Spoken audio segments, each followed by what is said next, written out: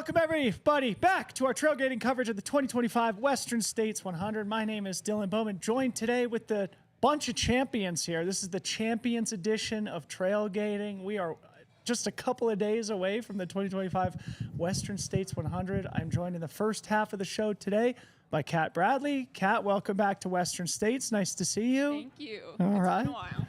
And to Kat's right, of course, the great Magda Boulet, a 2015 champion. Magda, welcome back to Western States. Thank you. Stoked to be here. Best week ever, best week ever. All right, before we launch into it, just a couple of quick reminders to our audience here. Tomorrow, Thursday, we're back here in studio with our final show, 3:30 p.m. It is our closing thoughts and prediction show. You're not going to want to miss it. We're going to have a special guest, Hella Sidibe, and Corinne, Tim Tollefson, and I are going to do some prognostication, how we think things might play out. Of course, we're rooting for everybody in the field, but we're actually going to make some predictions, so you're not going to want to miss that. We have a bunch of great athlete interviews that are out now. Adam Peterman went up today, and then tomorrow we are absolutely stacked with athlete interviews. They're going to be coming in and out of the studio basically all morning. People like Riley Brady, Vincent Bouillard, Heather Jackson, Dan Green, Emily Hawgood, David Roche. I think that's our itinerary tomorrow. Finally, last thing, make sure you pick 10 deep in fantasy, fantasy.freetrail.com. Go make your predictions alongside us. We'll talk all about it tomorrow, and you can drop your own predictions in the chat while you watch us on YouTube. We've got great prize packages for the top predictors. And while you're at fantasy.freetrail.com, the king of trail technology, Freetrail's advanced analytics department, Travis Longcar, who is here in studio, is working on the stats and the splits tool, which is on our website. So make sure you go check that out. You go to stats, navigate to splits, click on Western States, and then you can do a really amazing search of all the historical splits from the 52-year history of Western States. Launching into it, final thought here, just thank you to the team behind the scenes, Ryan Thrower, Travis Longcar, Harmony Bowman, and my dad is here in studio, Jim Bowman, everybody! Dad, how cool is this? All these years of ESPN, it's we're actually doing it here in the studio. It's amazing. Yeah, truly. Okay, enough preamble here. We are joined by champions. We have 15 wins among the people who will be on the show here today. Magda, starting with you, it's the 10-year anniversary of you winning the race. As you think back at that day, what are the most special memories? I can't believe it's been 10 years. Special memories. I think that, going into 2015, I feel so lucky now and grateful that that was my first 100-mile race. Yeah. Because you don't get that moment back. It only happens once. Yeah. And it happened here at Western States. And it was just, an incredible day for me. And I still remember the final 20 miles where I did not have enough confidence to really believe that I can actually make it to the finish line because everything was so new and so foreign. Yeah. The Olympian who came to Western States and won. Where is your physical cougar right now? We had a conversation with Adam Peterman yesterday. It was really fun to hear the role that really special physical artifact plays in his life in perpetuity after he won the race. Where's your cougar and what role does it play in your life? Oh, what a great question. So for many years, I would say probably since it's been 10 years, probably for the first 6 years, it was sitting at a local retail store, Transports. My husband worked at Transports. I did too after college. So it just sat there, with the community, and I occasionally got to see it. But it was more, a fun conversation with a lot of great local, community members. Yeah. And then in the last 3 years, it has migrated to my office at the GU HQ. Oh, what a great way to motivate the team. It also sparks a lot of good conversations. Yes. We'll come back and talk about that some more. Kat, same couple questions to you, starting first with 8 years since you won the race here in 2017. What are your most special memories from that important day? Yeah, I mean, there's two that stand out. One of them is I remember at one point in the last it must have been 15 miles or so. And I'd been puking for hours. I puked going up Green Gate, and everybody's at Green Gate and kind of like didn't want anybody to see. And past that, like around 15 miles left, Magda's chasing me. She was at that point, I think, 3 minutes behind me. That's a scary proposition. Yeah. And I puke and start immediate walk, just take a couple walking steps, and then my pacer Ryan Smith says, "You're better than that, Kat," and I didn't walk another step. Yeah. Of that race, and he was my roommate at the time, and we did a lot of miles together, so that was special. He was definitely like a big brother to me at the time. Is this Ryan Smith from Boulder? Of Ryan and Silke? Oh yeah. Wow. That's them, yeah. So I lived with them my first 2.5 years in Boulder before they had their baby, and that I always think of that now when I'm suffering in races. And then the second one is drug testing. Magda, I was always such a fan of running. And I remembered when Magda made the Olympics and snuggling with her. I think I was even too afraid to tell her how much that meant to me. But, I was maybe in 8th grade when she made the Olympics. Wow.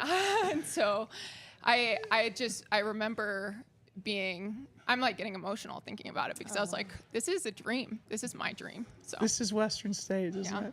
Okay. This is I didn't know amazing. that. What a perfect place to start. And for those who are curious to see the actual snuggling occurring, I just saw it on Freetrail's Instagram stories. I don't know if you had posted it. I We did. reshared it. Yeah. So check it out either on Kat's account or on the Freetrail account. Okay. So where's your physical cougar now? Yes. Oh, that's right. So it spent years in a box, and I remember I wore my Western States belt buckle to a Boulder party, and Scott Jurek was like, "You actually wear that thing? My cougar's in a box." And I was like, "Oh dang!" And so then I just left it in the box, and it wasn't until I moved home to Hawaii where I was like, you know what? I'm gonna put this thing out. So it's actually in my kitchen. Yeah. One of my friend's dads is one of the founders of the Hurt 100, and I'll never forget. He would just he saw it in my kitchen and just looked at it, and I was like, hell yeah, I'm gonna keep this out. So it's got a bunch of knickknacks around it. Okay. So another thing I would love for you both to opine on. You both won on debut, which is not totally unusual. And I'd love for us to just kind of wrestle with why that is. What was it that contributed to both of you being able to win on the biggest stage in your first try at the distance and your first try? It was not my first 100-miler. Okay, but your first Western States. Oh, yeah. Yes. Okay, excuse me. So, No, but no it was problem. your first 100-miler. Yes. Yes. So anyway, with that as a prompt, I would love to have you each comment on that, because we've seen that happen. Like Stephanie Howe's another example, Tracy Yes. Garneau's another example. Those are just Adam Peterman's an example on the men's side. So there is kind of a history to it. And as we talk about the level of experience of athletes in the races, it's always something that we discuss, who's racing on debut here, and always reinforcing that just because you're inexperienced doesn't mean that you can't have a breakthrough. So I feel like it would be interesting to hear why you guys think you were able to have that breakthrough on your first try. Maybe we can start with you, Kat.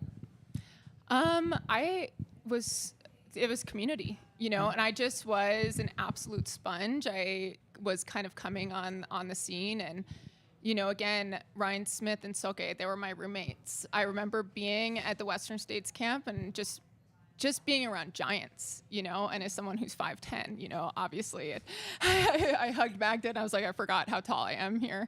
But I just, I remember running with a big pack that first day on the Western States camp, and I probably didn't stop asking questions. And I really, the day before Western States, I asked Ian Sharman what I could run. And, he said, with the snow, there's about, there's going to be snow until Red Star. Then it'll be clear. That'll probably add an hour and a half. I think you can run 19:30. And I ran 19:30, and I think I just soaking up the knowledge and having That was a a lot. hard year, 17. Yeah. I think we walked between Yeah. the escarpment and Red Star, Yeah. every step. But yeah, I think I had a lot of giants around me. Awesome. Magda? Yeah, I think for me, in addition to being a sponge and really, I just happened to be living in the right place at the right time. I got really lucky. I was really surrounded by people that were passionate about this race. So for me, there was no other 100-mile race to debut. I was so intentional. It had to be Western States. And living in the Bay Area, being surrounded, by Ian Sherman at that time, and Matt Lay, and you, and just that whole, Marin community and East Bay community.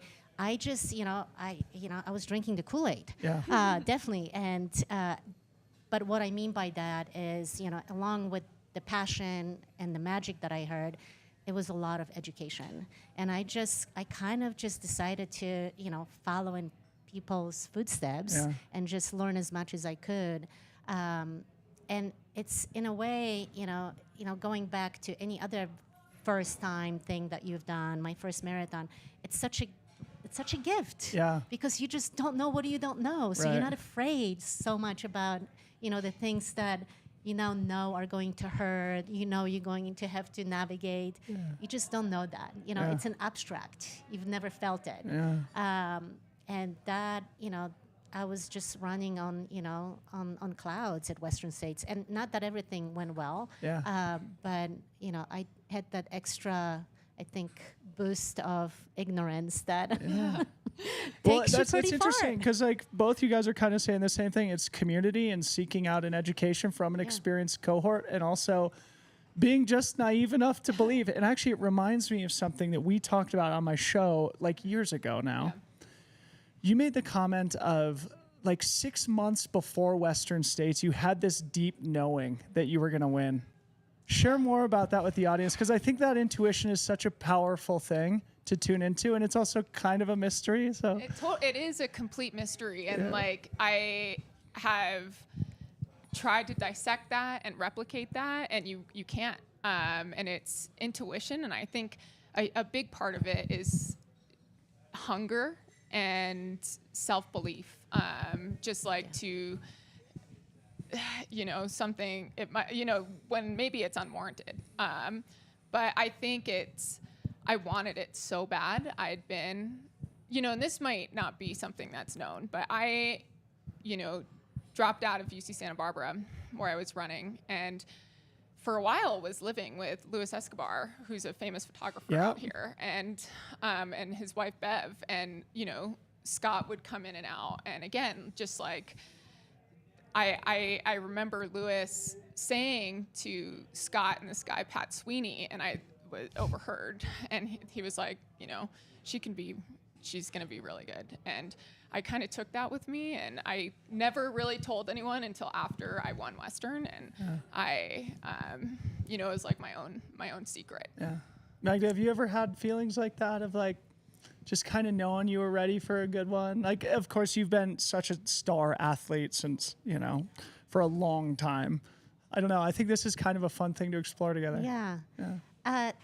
Yes, I've had races or training phases where I was confident, I had the self-belief, I wanted it really, really bad, and sometimes you just can't control other people. And this is a really good example.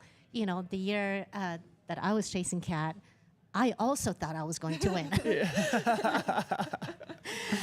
And not in the beginning of the race, because I actually I would say all the way, to Forest Hill, it did not feel as great. But after Forest Hill, I was convinced. I'm like, there is no way I will not catch Kat. I was feeling so good. And it was, to this day, you have to have that self-belief. And to this day, this is probably the most rewarding race I did.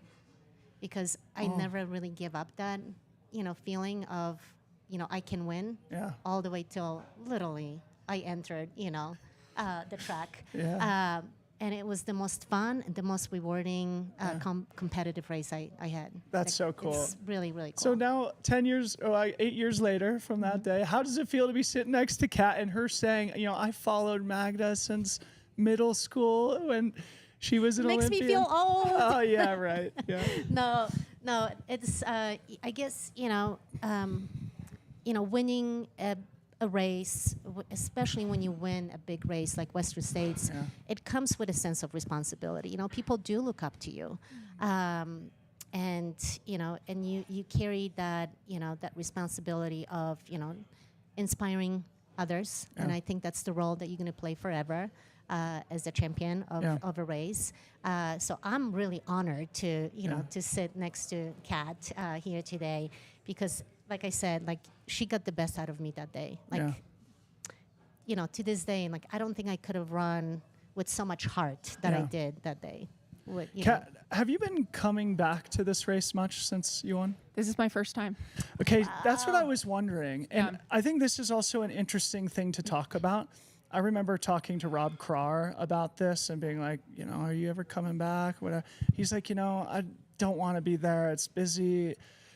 And I'm sharing this because Rob is such an intentional, focused, amazing hero in our sport. But I think, like you're saying, Magda, there is sort of like a responsibility attached to winning this race. And I feel like coming back after winning, you could approach it with mixed emotions. So if there's any mixed emotions that you've experienced in returning to Western States, and why this year was the right time to come back for the first time.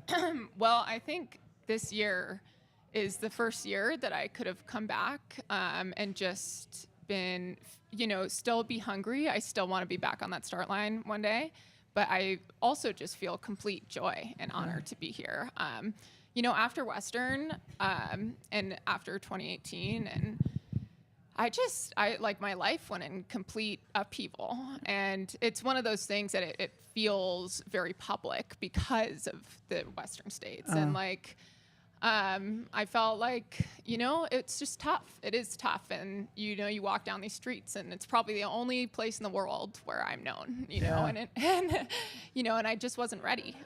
Especially to like, when there's upheaval, there's questions, and I just wasn't, I wasn't ready to, like, for my personal life and my running life to meet and this like insane place where my life changed forever. But like here, I have a lot of friends competing for top 10 this year. I have a lot of people that I really look up to, and like I'm commentating this year, and I feel like I'm racing. I'm so nervous to commentate. So like, we're so psyched to have you on the team. We'll talk about that before we wrap.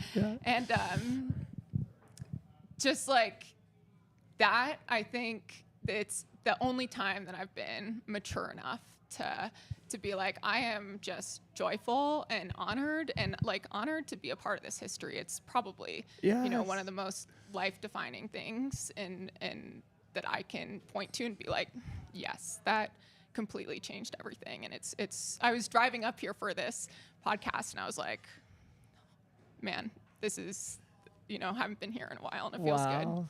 Magda, does this conversation resonate with you at all as a past champion? Because if it were me, like if I were in Rob Krauss' shoes, I'd show up every year with both my Cougars. I'd strut around town. Amazing. But I mean, there is a responsibility attached to being a champion, and it might cause mixed emotions. Yes, I think that I actually picked up on a few things that Kat said, and I am a little bit older, and I've had, I would say, maybe more failures than big wins. And I think that gives you, the confidence to keep showing up as well, because a win is never guaranteed. And I can't imagine not coming to Western States. The hardest, the hardest year was, when I dropped out. That year, coming back the following year, which was... You were the defending champion. I was the defending champion. I barely made it up to escarpment. I dropped out at Red Star. But, just happened to get the flu a few days before and just timing didn't work out. But that was hard to come back. But I feel like the more opportunities you have to fail... the more resilient you get, and you can look beyond, the hurtful thing that, it hurts to be here because something didn't go well, and you can really, pivot to looking at, all the magic that you actually, are exposed to and can bring as a person, as a human, that yes, a champion can also fail miserably. Both can coexist in a career, and they do. Yeah. So Magda, you and I both have the honor of serving on the board for the Western States 100. I'd love for you to just share a little bit about your experience being part of the organization and maybe what's been the most meaningful or special stuff that you've worked on in particular. Yeah, I think that, when you come into the sport, and, for me, I came into trail running a little bit later in my life, and I feel like I'm still absorbing on a lot of the history. So being on the board and, having the opportunity to serve, gave me kind of a very different perspective and lens, that I can contribute to creating a life-changing experience for someone else, right? And all the little things that, that I can bring to the table that, might be considered for the event to be, a very meaningful experience for someone when they cross the finish line. I absolutely love being at the finish line. I work the drug testing most of the night and then get an hour's sleep, maybe. And then I show up and I like being able to see people's, emotions leading up to crossing the finish line, and then being able to put a medal on them, and you feel physically and emotionally connected to them. And Yes. they like went through something big. Heroic, yes. And it's the coolest. It's such a gift. Yeah. And I think that's what keeps me coming back. Like, Yeah. I just want a piece of that. It doesn't have to be me, but, I want to be a part of it. Yeah. Okay, so Kat, you just teased this, but you're going to be contributing in a new way this year Yeah. as part of our live broadcast crew. Share a little bit about how that came together and what has you excited about the race on Saturday. Yeah, I mean, so funny. Corinne and I were texting one day because I found a dog on the trail. And she was like, "Oh my God, I love your dog. By the way, would you ever consider commentating?" And I was like, yeah, I totally would. I'm super inspired by what you guys do. I always tune in and like, I love how it grows a sport. Yeah. I mean, and every year it just grows, and I'm just honestly amazed. I'm amazed by the talent that you guys have. And, and then didn't hear from her for a while. Then I asked again, and she was like, "Keep these dates open. Just keep them open just in case." And I was like, cool. Then like a couple weeks ago, after I was at camp with my Satisfied team, Jamil was there, and I was like, "Hey, I heard that I might be commentating, and I'm not 100% sure because I haven't heard from Corinne." He's like, "Oh, you are. Sorry."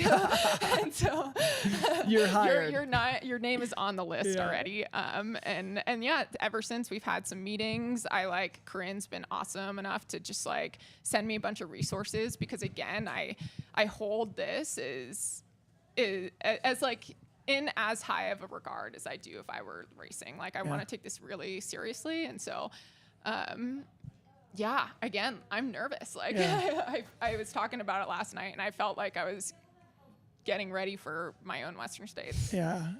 It reminds me, yesterday, Topher gave an amazing keynote over at TrailCon, and one of the things he focused on about what makes Western States special is this spirit of volunteerism. I actually feel like I'm going to get emotional, but it's just like a great example of like, you guys are both champions. Magda, of course, serving on the board is like, it's a labor of love. It's an honor, of course, but it's a volunteer gig, right? And similar, like with being part of the broadcast, it's about sharing this race with the world in a way that like isn't connected to any other incentive except for that pure beauty. Yes. Yeah. It's a great thing. Magda, you're, of course, the president of GU also. You've had a long-term partnership with the race. You're an ambassador for HOKA, too. Yes. And with that partnership, specifically with GU, I'd love to give you a chance to talk about how you guys approach this partnership differently, because I think it's important, and it's part of the work that we do in the race. Yeah. I'd love for you to just share a little bit. Yes. So Western States holds a very, very special place in GU's heart. one of our core values is love at GU, which is what keeps me, staying there. That it's the glue of the company, right? When you show up with love, and our product was born on this course. Our founder's daughter was training for Western States, and that's how our product was developed. So again, hold a very, very special place in GU's heart. And we've been involved with the race for many, many, many years, serving the athletes. And in the last few years, through our philanthropy arm at GU called GU Gives, we've been really getting involved in access and providing access. When you get to experience something that magical, why wouldn't you want to share it with other people, especially people that don't have access, don't have resources, don't even know what it feels like to experience something like this. So we've been really involved with partnerships. 3 years ago, we partnered with Rising Hearts. That was our first official partnership at Western States, where the proceeds from a product that we collaborated on went to Rising Hearts, but more than anything, it just gave us an opportunity to learn more and bring that knowledge to Western States and share that with, mutually both organizations, GU and Western States, are invested in creating more access to the trails, to ultra running, to trail running. So we've had now about 7 athletes in the last 3 years that we have given a sponsorship that goes way beyond just an entry, and it focuses on Black, Indigenous people of color. It comes with gear, it comes with a stipend to train, travel, like all the barriers that are real in this sport. It's expensive to do trail, ultra trail running. It's expensive to be here for a week, like we are, sitting, in the Olympic Village. So how do we find ways to break those barriers? Because at the end of the day, we're all going to benefit from the diversity, from different perspectives, from meeting people from different cultures, and it's the coolest thing to know that Western States is committed to that work, and that GU can so easily collaborate on making trail running a better place. Yeah, it's great. And again, it's a different way to engage in a partnership, and it kind of goes back to where we started the conversation of like, people open doors for both of you guys in order to have the day you wanted to here. Yes. Let's pay it forward, open doors for others. Kat, where are you with your running right now? You did an 85K in Madeira, it seems like, in the spring. Yeah. You just said you want to come back onto the start line eventually, so. Yeah, I mean, I took a big break. I got a pretty major hip surgery where I got my glute med reattached. And I basically took a year off running, and then the return was slow. Like when Magda was talking about, why she comes back to Western every year, I had to really choose to come back. I was told, like, you probably won't compete at a high level, and then I got super out of shape. And then, my first race was toeing the line at Black Canyons for a golden ticket, and I knew I was gonna just get my teeth kicked in, but I had to show up anyway. And I went out with the first group, and then I could hold on for 12 miles, and then I just survived to the finish. So, I'd say, like, in terms of fitness, I feel now is as fit as I did in 2017, which is I've kind of, obviously I'm always holding that on the pedestal, because that was one of the fittest times of my life. And then, where can I go from here with a platform where I'm a way healthier person? I love the sport. It's just a different kind of love now. It's like I'd say, like, before, when it was like maybe a frantic, like, I have to win kind of love. Now it's just like, I would choose to do this no matter what. So I was listening to one of your podcasts this morning on my run, studying for commentating, and Research. and I was thinking like, maybe javelina this year. Let's go. Yeah, so I definitely want to feel ready when I come back here, but are we ever really ready? So might as well start swinging. I mean, 2027 will be the 10-year anniversary. Yeah.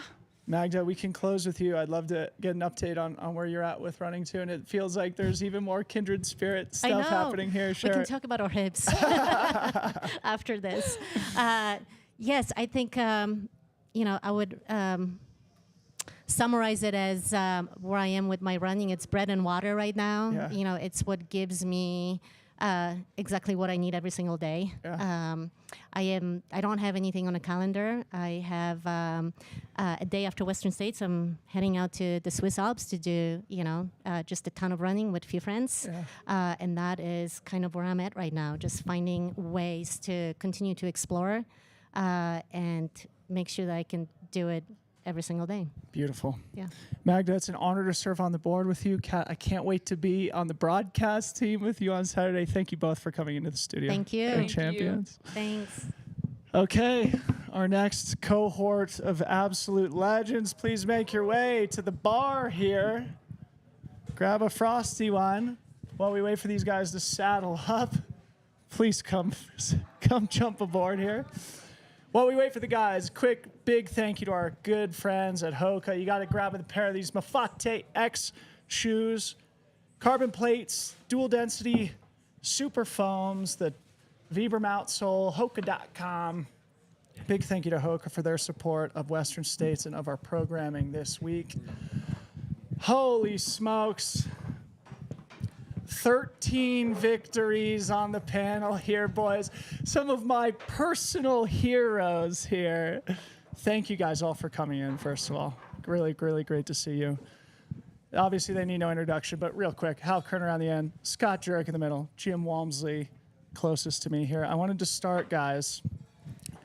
The fun thing about this panel is we're all multi-time champions. And when I say we, I'm excluding myself here, obviously. Multi-time finisher, but not multi-time champion. I'd love for each of you to share, if you can, if there's a specific one that is particularly memorable. Like, what's the first one that comes into mind for you? Jim, you can get us started. I think the first one for me in 2018, that one, it feels like the memories of it was my best run ever. It was like kind of the breakthrough after going off course in 2016, coming back in 2017 and feeling like I was just going to force what I wanted to do out on the course and kind of getting served that year. And then 2018 was kind of saying, well, I don't know what's going to happen. I don't really care. I'm just trying to have my best day. And it was truly like the mental side of stepping back that had the breakthrough. So the first one's pretty special. And then, I think a lot of the years too actually has memories of these guys around. I want to ask you about that later. Miles 90 and stuff too, so that's always pretty cool. Yeah. Scott, you go next.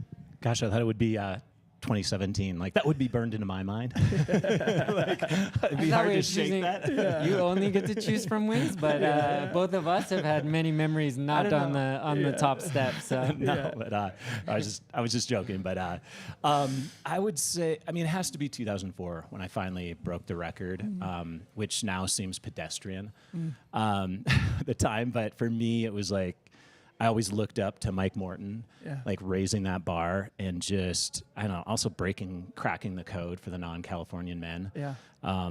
And just, every year coming back, like this was where I would test myself. This is where I would put myself into the fire. So, it's hard to not say that one, I think.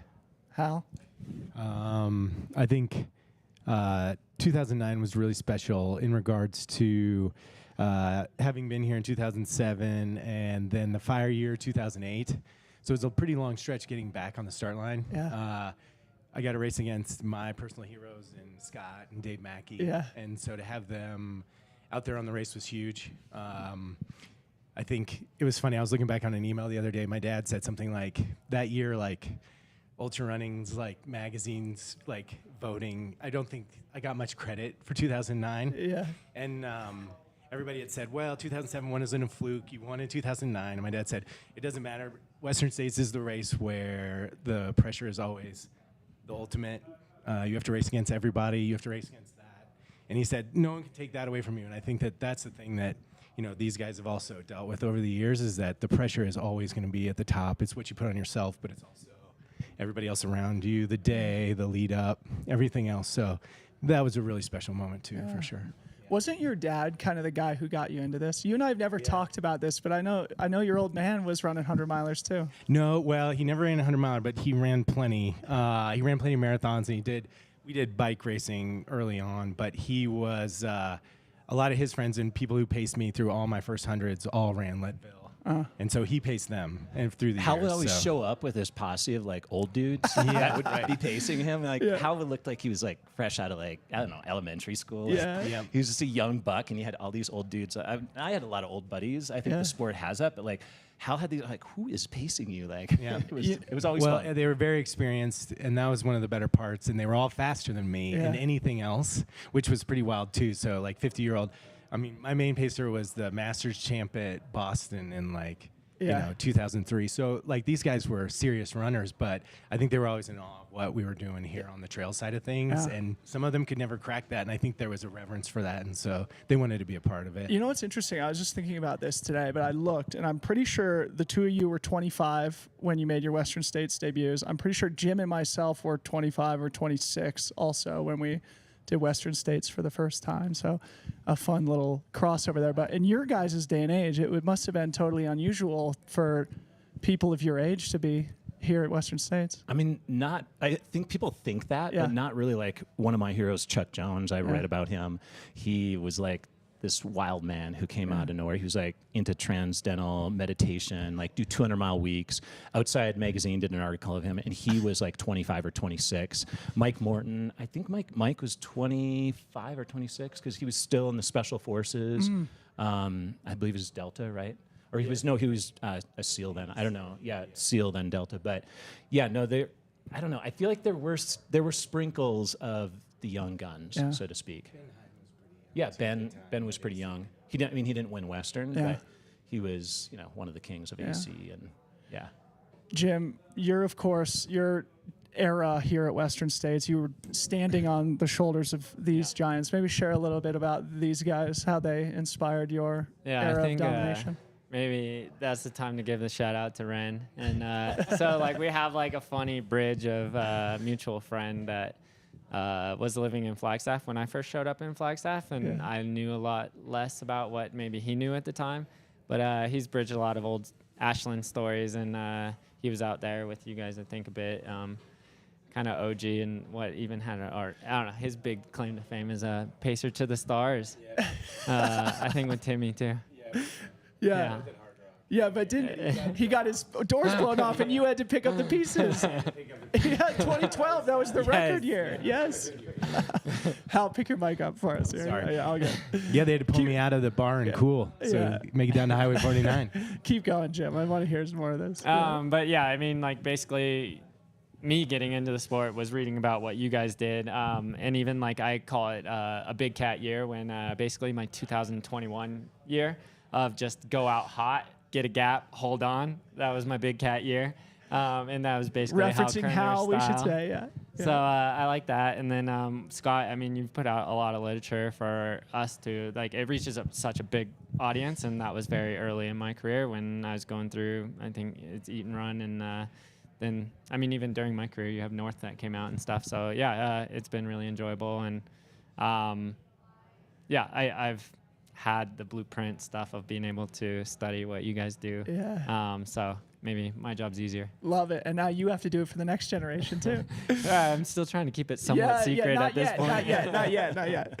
Scott, coming back to you here, it occurred to me as I was kind of doing my deep preparation for this huge week that we're celebrating 4 important anniversaries here at Western States. Gunhild Swanson's finish. It's 15 years since Unbreakable, 30 years since the Fire and Ice year, and 20 years since your last victory. Does that anniversary hold any significance? Dang, you're the first person to tell me that. Jenny's usually pretty good. Like, it's the 10th year anniversary of my AT record, and so I hadn't even thought about that, but good stat. Like, yeah, I mean, Hal and I don't know, maybe there was an error. There were some people that were really good at keeping track of all of their times. Like, sometimes I know all the, like, minutia of, like, how things felt, the experiences. I can tell you to this day, like, what things smell like. But, like, the times, there's certain ones I remember, and then others just kind of, like, I don't know. I'm not that kind of number crunching individual, but I don't know. I feel like Ian Torrance, he was always, like, telling me more about my splits and more about, like, in the moment, I knew I got really specific with the data. But that's, I guess, the first time I had thought about it. Really? Wow. Yeah, like it was 20 years ago. 1999 to 2005. I'm trying not to feel really old, Dylan, and you just like. But Ian Torrance is another overlap with a guy in flag that brought me out to JFK in my super early days too. Yeah, that's where I met you. I mean, that was very impressive. I mean, also the fact that we sat at the pizza place afterwards and with your brother and Jared, and we had like 5 beers, and I was like, this guy just demolished JFK. And what's going to happen next? What's he gonna do? Yeah, what's he gonna do next? Demolishes beers like he demolishes JFK. Yeah. Yeah, I think Ian is like one of the most like unknown of like modern like media age of like he paced me at my first Western, and like he was just like a lover, and still is to this day a student of the sport. You and I talked recently, and you were saying, you know, people have a short memory now, and I just asked Jim in the ways that you guys had inspired and motivated him. Maybe you guys could both share the equivalent from the generation before. I mean, you mentioned Torrance, Mike Morton, et cetera. Is there any other names that you'd like to bring back into the current zeitgeist for us with Goldfish memories? Well, this kind of brings the loop together because you're talking about, you know, Quarry Road and stuff like that. Yeah. Last year, I'm like filling up water bottles, like some young punk kid. I don't know who he was. But standing next to him, I just noticed like the legs, and these legs have like very distinct tattoos. And I'm like, I know those tattoos from somewhere, but I'm just like, I don't know. I'm kind of out of it. And then I look up, and it's Ben Hine. And I write about him in Eat and Run, but Ben was like he was basically the ringleader. He was like the gang leader of the Bad Rats of San Diego. And he was the badass. Like, he was like, it's like mohawk, a surf gang, you know, tattoos, like bodies coming out of coffins, like recovered drug addict. Like, he was the bad boy of ultra running back. And I looked up to him because I ran my first 100 against him. And it really started making me feel like, okay, I can compete with some of the best. And I placed second to him. Like, I think I was 10 minutes. No, wait. Was I second to Tommy? I forget. No, I beat Tommy, but I was second to him at AC in 1998. Yeah. And then I knew the next year, I was like, okay, I got to come to Western States and see what I can do. But Ben was super instrumental. And I remember hanging out with him because I was running for Montreal at the time. Yeah. And I was in the same house as like this guy who's like pretty like fearsome. Yeah. He's just like super intimidating, although the nicest guy. Yeah. And last year at Western States, it was just like so cool to just like talk to him for a few minutes. Way. And like, and after he like texted me, he was like, that was so cool to see you. And like, thanks for giving me like credit. Yeah, because a lot of people don't know. Like, he and Ann would go at it. Like, back when trash talking was cool and you could get away. Like, they would just go back and forth. Like, I remember Outside Magazine would like build it up. Yeah. And he was gonna come up here and like tear her apart, and all the Northern Californians. It was like back in the day when Northern California and Southern California hated each other. Really? Wow. It's like East Coast, West Coast hip hop. Hal, who are some of your heroes? Well, and building off of that, I mean, Ann was my ultimate hero. I just thought somebody that could, and we'll probably talk about this later tonight, but I think at the end of the day, the ability to just have that much focus for those many years and everything else. And I would always judge my race by the fact here at Western, my first year, 2001, and came out here and ran real hard, and it was just fine till probably Michigan Bluff, then everything fell apart. And I remember when Ann passed me, and then probably in 2002 all the way up until like the year I won, it was always a gauge of like, when would Ann catch me? Yeah. And being able to walk with her a few times out of the river and like commiserate about everything that's going on, and she just had those stories, and being at the finish line, and she'd be chatting and then just puke, and then come back and then just chat again like nothing had happened, then puke again. And I just thought that this was like the, you know, resolve of the utmost champion, and I just was always amazed. And finally, when I won in 2007, I beat everybody, but ultimately I was like, well, I don't think Ann was even there, and I was like, and I still can't pass Ann, so I don't know if that'll ever happen. Oh, what a beautiful answer, and it leads me to want to talk about something we've been sort of riffing on all week, and that being the importance of learning how to win, and that like eventually you have to like have that breakthrough, and that there's some maybe like spiritual download that happens to where it becomes easier to win again. Obviously you're all multiple time champions, and there's a great history of multiple time champions here. And Tim Olson, Rob Krar, etc. We may have Killian, Adam Peterman again this year. So I would love to just have you guys wrestle with this idea of like the concept of learning how to win, and maybe a point in your career where you feel like you had that download. Jim, you can get us started. Yeah, I mean, so I'm like still in the current thick of things, and I come into it of like, I try to lean into that as hardcore as possible of like, yeah, you guys don't have a shot. Like, it's all about multiple winners, and outside of that, it's a competition for everybody else, because basically it's what these guys already built up that's kind of built that intimidation. But I guess breakthrough for me, I mean, for me, I think it was Lake Sonoma 2016. Lake Sonoma was super big at the time, and everybody had been running fast and like really throwing down best efforts. And 2016, I ended up winning there. I tried it the year before and had things go wrong and blew up a little bit. But I'd say that was kind of like really when I felt like I got a foothold on my first big win. Scott, does this resonate with you at all? Like the idea of like, once you figure it out kind of thing? I mean, I think 100%. I mean, because a lot of times, well, or pretty much every time, there's going to be a certain number of people on that starting line. All of them have trained intensely. They're all ready to go. Most of them should know how to dial in their nutrition, hydration, electrolytes, you name it.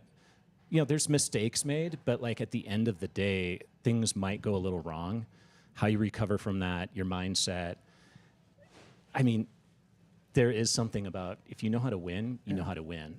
And if you want it bad, you can get it. You can get it, and you know it's always there within reach. And how do you pull that out? You sometimes have to get creative in the route that you take to get there. But for sure, like I loved coming to this starting line in 1999, and I was kind of an unknown. I'd raced once in California, mostly in the Midwest, a little bit, I guess twice in California, but it'd come undone a little bit, but I loved the naysayers. I loved people like and I just used that as like fuel. And I think, not to say it, Jim, but like, I know what that is, like coming back year after year. Yeah. There's always somebody or a group of people that are going to come after you. And I just welcomed it. It was like, it was going to make me the best. That's why I came back here, because it was the best pressure cooker to do that and hone that skill. And I think, you do learn how to get good at that, I feel like. But it's never easy. It's not like it's easy. Of course. I think everyone's like, oh, yeah. See, somebody like Jim, like... It's never for granted. And it's... Yeah, you don't think, okay, I've got this in the bag. Yeah. But you learn how to use those little things that add up over and over. And leading it from wire to wire. I mean, even when I was going up from the river, there are all these people. Like, there's a lot of old school ultra runners that just like... It's going too hard. Yeah. Oh, yeah, just like, which, again, just fueled the fire. And I was like, yeah, I'm going to, like, win this race. Yeah. Like, I was all about, like, Minnesota at the end, like, Midwest. Like, and that's why Mike Morton was, like, such a hero of mine, because I'm like, he cracked the code. Crack the code. Hal, when did you crack the code? 2007 was your first win. Probably. Well, I must say, at the end of the day, I was talking about what Scott was saying earlier. You remember how things smelt on a certain day, and you remember how things felt in the sun and the way it hit you. The bear was a big thing for me in cutting my teeth when I started that 100-miler in 1999, and I went back 5 times in a row, and I was lucky enough to win that 5 times in a row. Right, yeah. And I mean, it's kind of like a proving ground for me, and also just like an area to test everything. But you kind of remember exactly where you are at each moment of the race against whomever, and you know how you felt the time before, and you could always gauge yourself off that. And I thought 2007, was special. I knew I was really fit. I'd been here so many times. I've been in the game, racing, kind of mad. I was talking with Anna Frost about this earlier today, and it was just like one of those things where we didn't really know what we were doing. Like, we were kind of just like racing all the time and having fun out there and like creating the modern sense of like what would be a brilliant schedule, but we didn't know, and we were out there. But and a lot of those things helped along the ways. But I think that when I got back out there in 2009, it was really just kind of building off that. I knew exactly where I was on the course. I knew how my body felt. I knew what each climb was. I mean, because it's a videotape in my mind, like every step I would feel like, and I thought, okay, we push a little more here, we back off here, and that I mean, regardless, there was a little bit of going out in front and racing your own race, and I know Scott did that really well. And I think that was one of the things, too, that a lot of people tried to mimic Scott's race, and that was futile from the beginning for so many years that I raced against him. And so I think that helps. That really helps. But It's funny. Yeah, you're basically the Scott Jurek of the Bear. You're reminding me 5 in a row there. But one of the things I just talked about with Magda and Kat was it led to a fun conversation about, like, is there mixed emotions when you come back here? Like, you guys have all had the peak life experiences of your life here at Western States. Time moves, you know, like we get older. There's sort of a cruelty to it. So I'd love to have you guys comment on this too, because, like, obviously, you know, you take the good with the bad in life, and you guys are heroes of the giants of the sport, but still, like, maybe there's a little mixed emotions, especially maybe for you, Jim, being the defending champion and not being able to step to the start line. Maybe you could get us started on this. Come on. Hal still thinks he can win it. So, like, don't burst his bubble. Like, Let's go. Yeah, this one's bittersweet. Like, I think I'd prefer to be here without it on my schedule. Whereas it was definitely, like, going to be a center focus of the year. But basically, life had other plans, and I've had to kind of adjust and pivot from there and hopefully save some other big ones in the year. But, yeah, I'd prefer to be here with it not part of my planned schedule. Yeah. It's great to have you here, buddy. It's great to have you here. Scott, what about you? I mean, I don't know. I always used to tell myself I don't want to be one of those old guys that, like, I don't know. It's just like, oh, back when our day, you know, it was this way, and oh, I hate this about. Because, like, I've seen in Hal, you know, he's a little bit younger than me, but, like, I saw, like, over the course of the past 25 plus years, there was a lot of that here and there, like, as the sport was morphing and changing and evolving. And so I'm one of those individuals, like, welcome it. Like, it's good to be here. Like, sure, there's a lot of things like, oh, I would like to see go in a different trajectory in terms of evolution, not to keep it the old way, but like sometimes the sport doesn't move like fast enough, or like recognition of like the past and knowing our history and that sort of thing. But at the same time, it's like it's still a race and a place that has a big part of my life, and I spent so much time of it here. I mean, for the longest time, people thought I was a Californian. It's kind of like wild, like, oh, you're from California. I was like, just because I'd spent a week here before the race or 10 days. So, but yeah, I think for me, it is a special place, and it's like, it brings back the memories, and like Hal drugged me back. I mean, cause I distanced myself a little bit from the race. And so I got to credit Hal, like, and not because I was all over the rest of the sport of ultra running. But it's like, I just need to give, like, I don't want to be one of those past champions, just like milling around Western States. Like, That's what I said on the last panel. I said that would be me, man. If I had just one cougar, I'd be here every year. But, you know, I came back. I paced Brian that year, and then I tried coming back in 2009, which, you know, I was in this other state of my life, should not have been on the starting line. But I got to credit Hal, like, working the aid station. I've loved volunteering at a lot of races over the years, but I'd never, like, you know, I'd been on the course cutting trees and downfall and working on trail, but Hal got me out at Quarry Road, mile 90, and I don't know if I'm going to be able to make it the full time this time, but, like, it's become a tradition, and it's, like, fun to be down in that kind of setting, and it's fun to hang out with, good buds and people that have, like, been down there in altered states, and then watching other people and helping them, and Hal, you didn't really distance yourself, though, after your era here as a racer. What Scott's referencing here is you guys being at Quarry Road, the aid station that you've managed now for a decade, probably, right? Used to be Brown's Bar. Used to be Brown's Bar. We had. I remember 2012, actually, I think, coming through the aid station. You were there. Well, not 2012. That's funny you say that. I was just having a conversation with Andrew Bumbelow about this, and he said, well, how many times did you win Western States? And I said, well, 2.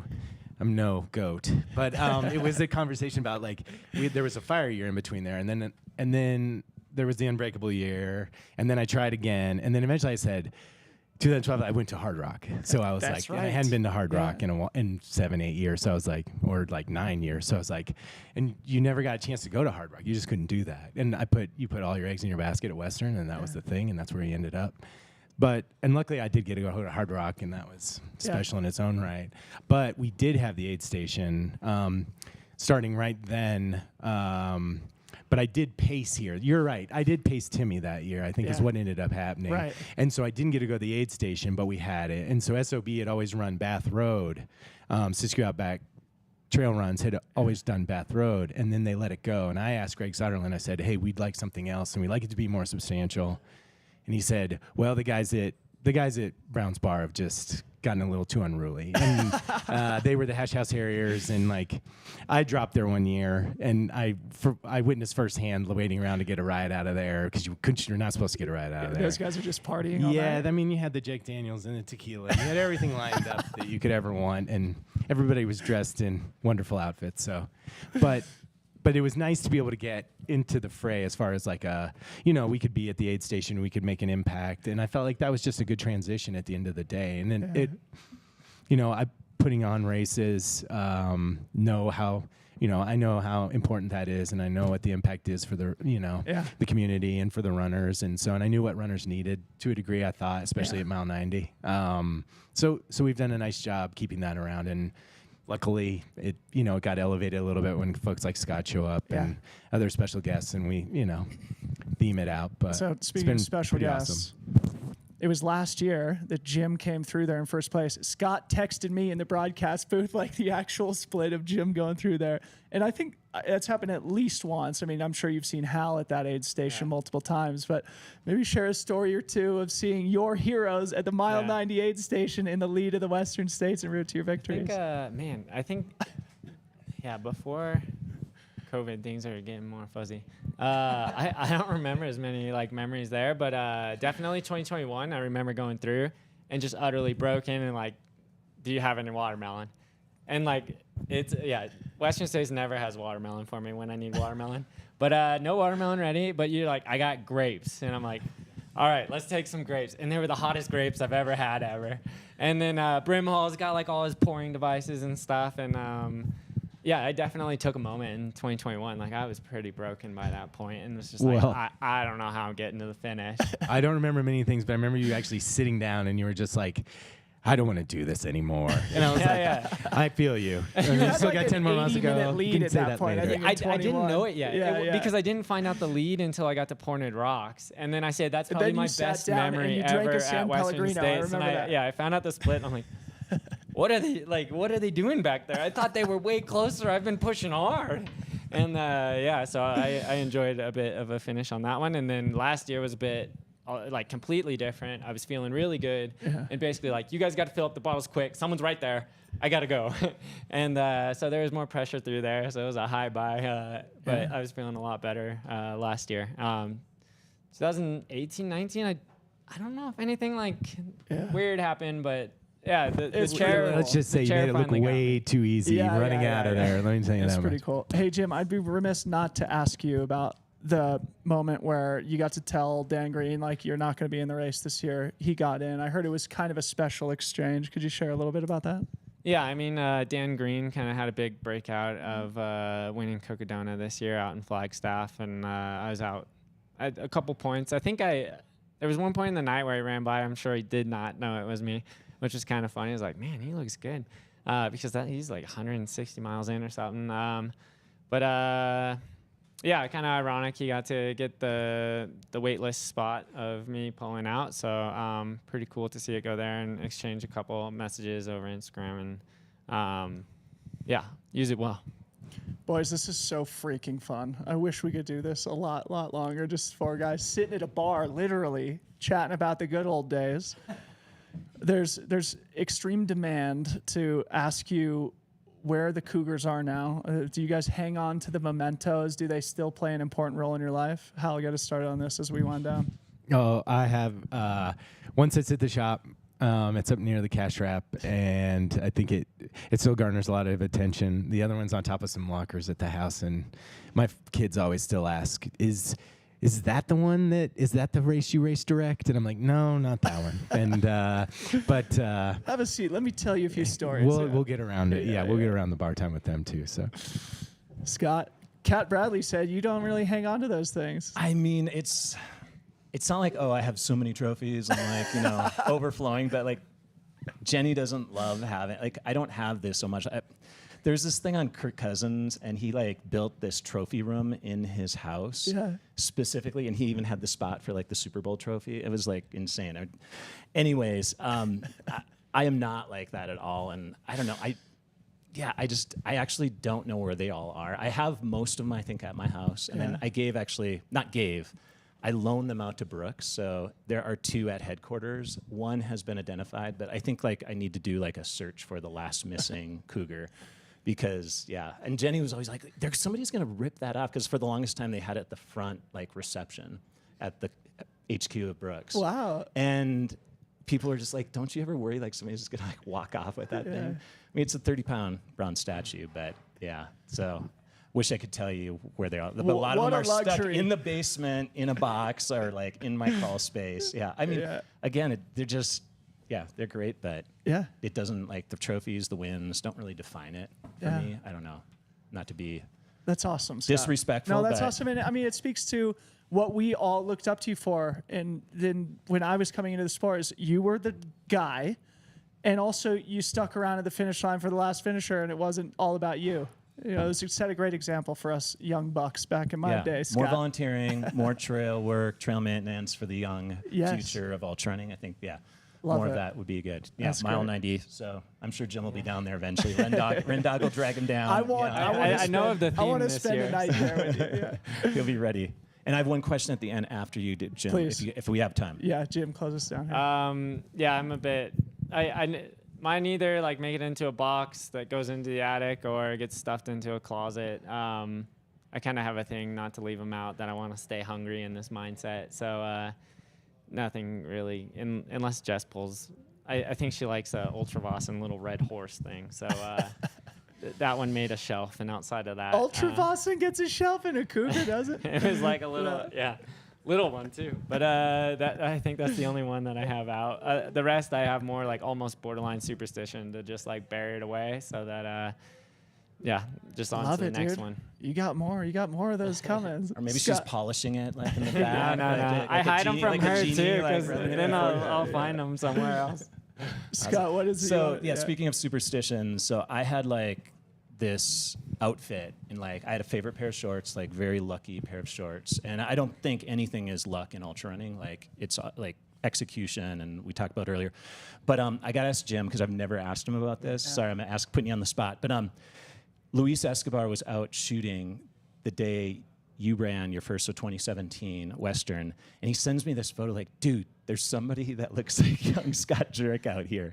And I've never gotten to ask Jim, like, I mean, he had the duckbill hat, like, I've never been able to like ask him, so I'm sorry I'm putting you on the spot here, but like I got to get to the bottom of the wardrobe. Like, I think I accidentally like ripped Luis it was off a freaking little out, and I was too like, close. no. Like I didn't realize how resemblance it was, but I think. I mean, it was the crop top. Like you did put holes. Did We you always did experimented you? with holes. He's into superstitions, so you might as well try to dress like back it. the Maybe we're like, ghost. the blueprint. maybe we are like somehow the DNA is like crossed. We should I check think it. there's a bit more subconscious like studying things, and like this is what people wear, this is how you kind of survive out on the course. So like I think the style was ripped off, and then there was like functional testing with trying things. But I actually ditched the crop top and the holes and stuff because I decided, so it was 2016 when Luis was out there, and I think it was going from the river up to Green Gate. But essentially I ditched everything like that because I decided walking home with holes in a shirt and a crop top, I felt like an idiot. So I started just wearing a shirt and not caring. So the shirt has done me much it was better. respect, and then basically like, And then like, disrespect. well, no, it's more probably I couldn't fill the shoes, and essentially gotta do your own I needed style to break move to through. find my own. So it went back to a t-shirt. I didn't deserve it. This is perfect way to end it, because then Jim pioneered the bucket hat, which everybody ripped off from him too. So yeah, you know, like champs, you know, we like, I don't know, Yes. it's like, I don't know, a lot of, you know, you name it, hip hop artists to like, not to liken myself to hip hop, like whatever, like it's funny how it goes down the line. But anyways, like I thought it was cool. I was like, wow, he's rocking the crop top. And it was very The functional. Like Patagonia what we did hat is identical function, too. function. And so I always thought of it as function, but so many people are like, oh, he's stealing your look. And I was like, no, I think it's because I did study every detail. I was really into the science as much as like the ethereal. Yeah. But I think it's I always just wanted to ask. I mean, that's ask him what that I've always question, looked up to Jim about too. And Killian's the same way. We just talked to him on stage, and like if you go on Killian's website and just read, the dude is so freaking meticulous, and we all think of him just as this freak who's just genetically gifted. No, like he actually is in there too, and I think that's what it takes to do what you guys have done. So thank you all for setting the example. We got to wrap up now. I swear to God, next year we're going 2-3 hours on this one. Okay. Yeah, we can get into like how Jim and I look alike. So many people, some people have come up to me and say, "Hey, Jim," I'm like, I'm way too old to look like Jim. So like, all right, guys. Well, hey, thank you guys for all the inspiration over the years. Thank you for everything you've done for the sport. Thank you for making the time to come in here. I think it's great that you're all still around the game. You'll be at mile 90. You're going to come in the broadcast booth, I think, for a little bit. What are you doing on race day? I'm going to be helping my new boy, Chris Myers, out on the course. Brooks, Dude, Chris has a team. He's my Wasian, like, I don't know, I guess he could be son, but like, I have Wasian kids, so like, he's, He's got Eli Hemming on the pacing train, too. Yeah, I'm not going to be pacing him, but I'm like, yeah, I'm out there. I'm like his hype man or whatever. Wow. Like, yeah, All right. bad boy, Gorge. I don't know. Look out. Gorge Waterfalls. Yeah. Yes. All right, guys, thank you so much. In closing here, make sure you subscribe to the channel. Please go play fantasy, fantasy.freetrail.com. Get your predictions in for Saturday's race. Shakeout run from here at Coffee Bar, 7:30 a.m. with HOKA. Tomorrow morning, that's Thursday. And then we close we'll do our final sort of last minute thoughts and predictions show at 3:30 tomorrow, followed by the Chuck Wagon Beer Mile and the 100-mile happy hour here at Coffee Bar, starting at 5 p.m. Hoka.com. Grab a pair of those Mafate X. Big thank you to the team behind the scenes. Mr. Ryan Thrower, Travis Lonkar, Harmony Bowman, my old man, Jim Bowman here in the corner, and a great group of other supporters here. So thank you guys all for coming in. Big round of applause for our audience here.